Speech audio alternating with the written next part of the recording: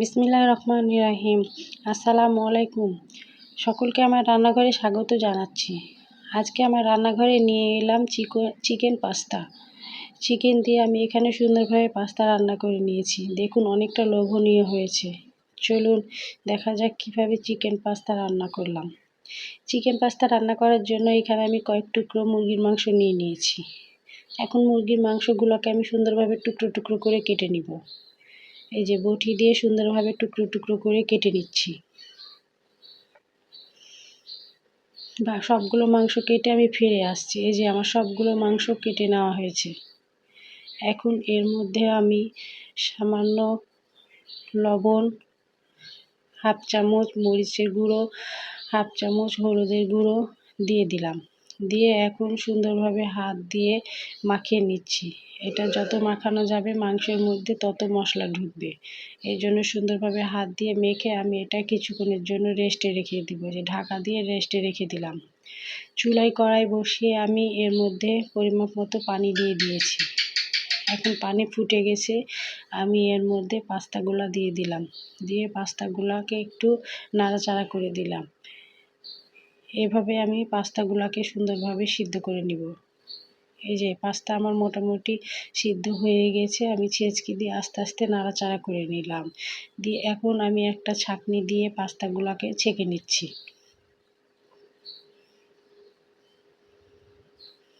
এই যে পাস্তাগুলো আমার ছাঁকা হয়ে গেছে। এখন এটা আমি এক সাইড করে রেখে দিব। চুলায় আর একটা কড়াই বসিয়ে কড়াইয়ের মধ্যে আমি পরিমাপ মতো তেল দিয়ে দিলাম। দিয়ে পেঁয়াজ কুচি করে রেখেছিলাম সেই পেঁয়াজ কুচি তেলের মধ্যে দিয়ে দিলাম।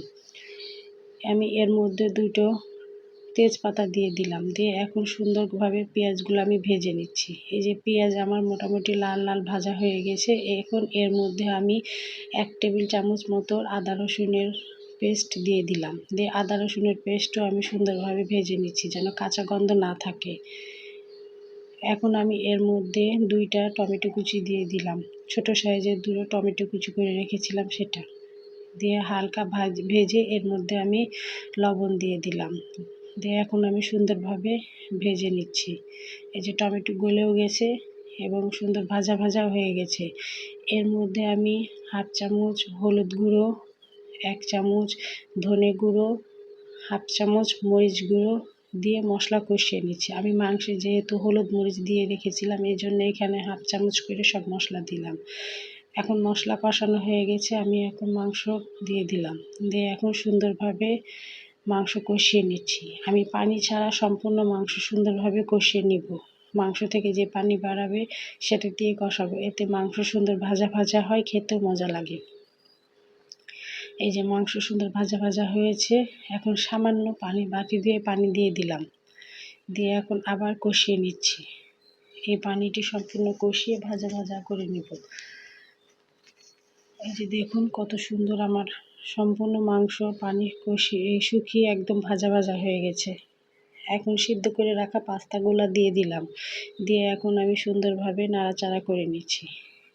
আপনারা এভাবে পাস্তা রান্না করে খেয়ে দেখতে পারেন, অনেক মজা হয়। এর মধ্যে আমি 2 চামচ জিরা গুঁড়া, হাফ চামচ পাঁচফোড়ন গুঁড়া, হাফ চামচ গরম মশলার গুঁড়া দিয়ে দিলাম। দিয়ে এখন আমি সুন্দরভাবে পাস্তা রান্না করে নিচ্ছি। এই যে সুন্দরভাবে আমার পাস্তা রান্না হয়ে গেছে, একদম ভাজা ভাজা হয়ে গেছে। এর মধ্যে আমি সামান্য কাঁচামরিচ কুচি দিয়ে দিলাম। এতে পাস্তার একটা ফ্লেভার আসে, খেতেও মজা লাগে। আপনারা এইভাবে পাস্তা রান্না করে দেখতে পারেন, অনেক টেস্টি।